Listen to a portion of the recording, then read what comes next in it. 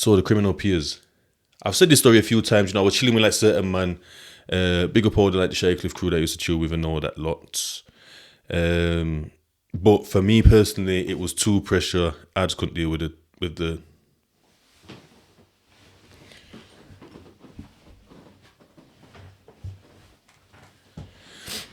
that's better.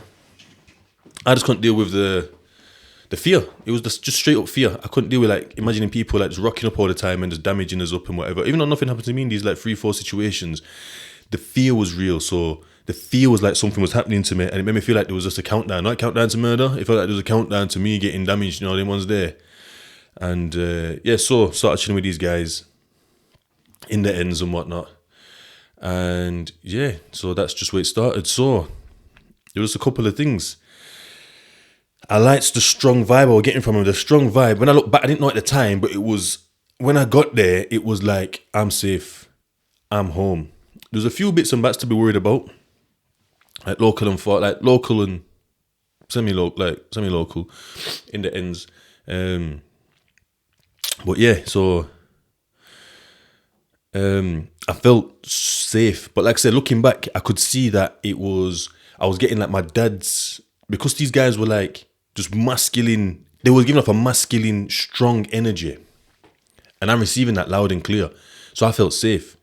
Because I'd already seen how the way the things pattern, like, so if something happens, man, I'd be like, yo, or man might come like a little bit like dusting, like, yo, what happened to you? Oh, such and such, yo, boom, go down there, man's getting dealt with. Or like I'd like nip to like go home or something, probably got to go shop for my mum or something, like nip down, see them, man, gotta go shop, go like to the shop, go home, drop the flipping, gross couple bits, flipping bread and milk probably or something, and come back, them man aren't there, walking around a little bit, bump into them somewhere else, like, yo, and they're telling some story that they just dealt with. Like, literally just like, fast response, like, boom, dealt with the thing, and that was it. It was like, right. But it's making me feel safe. Like, I'm worried at the same time, because these men are a bit like, I'm thinking to step back on me, I'm toast, because I'm a pussy these times. And most of these men aren't. Like, the ones that mattered weren't. When I say mattered, they all mattered, but some mattered more in it. There was, what is it? We're all equal, but some are equal more than others or something. Animal Farm. If you haven't read that, I think it's George Orwell. It's a good book, Animal Farm. Or watch the thing. Watch the cartoon. It's like a cartoon, but it's politically good. It's good. You'll learn a few things about politics watching that Animal Farm. Anyway, yeah, they dealt with the matter. It's like thinking like, whoa, well, that's how it is. It's like, okay. So I'm getting that like masculine energy, and it's making me feel safe. And what I've looking back for the first time saying that, I'm getting safety needs that I got from my dad that you should be getting from your dad. Oh, I'm saying should, because should's a belief, remember, but I'll get into that on the next one. So for me, I'm getting like the feminine vibe from my mum, the caring, the looked after kind of thing. My dad, I'm getting like the strong protector kind of thing. Wasn't getting that no more. He wasn't satiating that need, and these guys were. But I didn't know that was a need. You know the ones? It was a safety need. So it's a pretty basic need. I keep talking about this guy all the time, Abraham Maslow. Hierarchy of needs. Google the pyramid, the triangle. And you'll see it's a basic need. It's one of the bottom ones. Do you know what I mean? So if you're not feeling safe, like if your house, just imagine your house has been broken into, doors hanging off or windows smashed, you don't feel safe to leave it. So you won't leave it. So you might not go to work, you might not go and get like such and such a thing, you might not go and do something, you're not going to go out clubbing and that, like with your, to get your belonging needs, like feeling nice and safe and all of the putting that, or go see a partner or something, like you're not going to feel like your house is safe, it's not secure, something else might happen, so it's going to be on your mind, so you're going to stay home, because that need is more than going out and fraternizing with your pals or going to see a partner.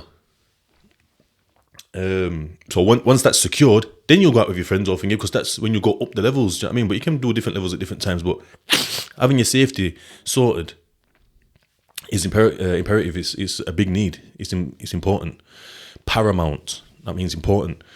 And what else?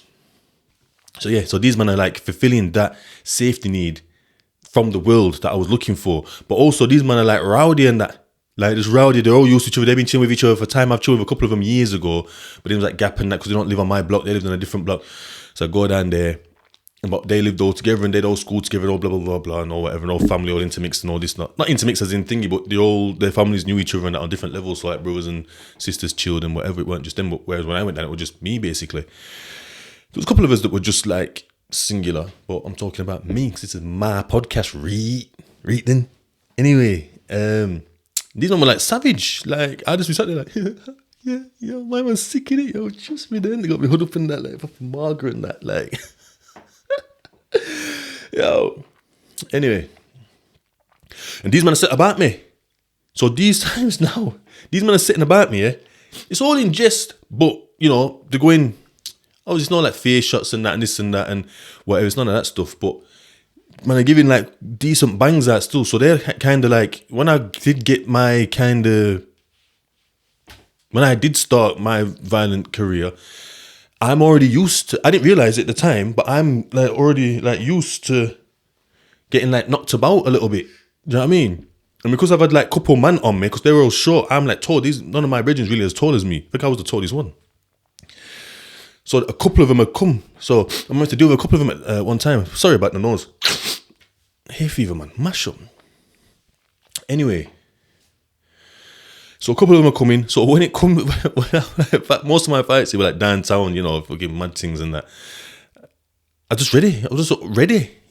Like I just knew what to do. Do you know what I mean? Like talking like I'm fucking Neo or something. Just like, you know what I mean? Bang.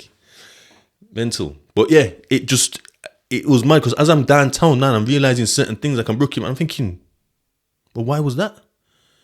Because all I'm hearing is my man's a boxer. Your man's a boxer. I'm like, no, he's not a boxer. He goes boxing. He's not a boxer. I don't know what defines a boxer, but he goes to the boxing gym. He might spar. A lot of people don't. He's punching the bags. He's probably doing some pad work. He's doing some sit-ups.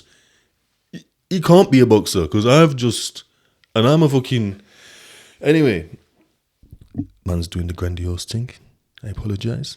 Don't advocate for violence because the violence thing's a mad thing. Forget all that. That's all dead. You know what I mean? I'll be honest, yeah? I've been jailed twice. And I'm doing more than the drug dealers. I'm saying, like, they don't know that they didn't know what I was doing. They just knew that I've been caught for violence. Brother, how is it like you get caught for drugs for the first time, you get a 3 or a 2? You know what I mean?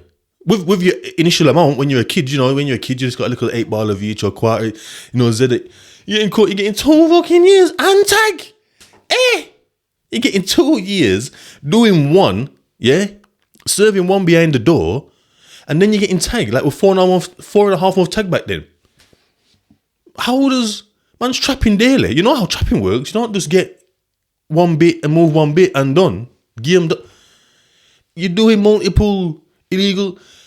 I punch up a man's face a little bit in his rib kit, and they give me 4 year 3 month to do half, no tag. Why? No violence. Violence don't get tag. So I've got to do 2 years 6 weeks, and he's getting like what? Mental.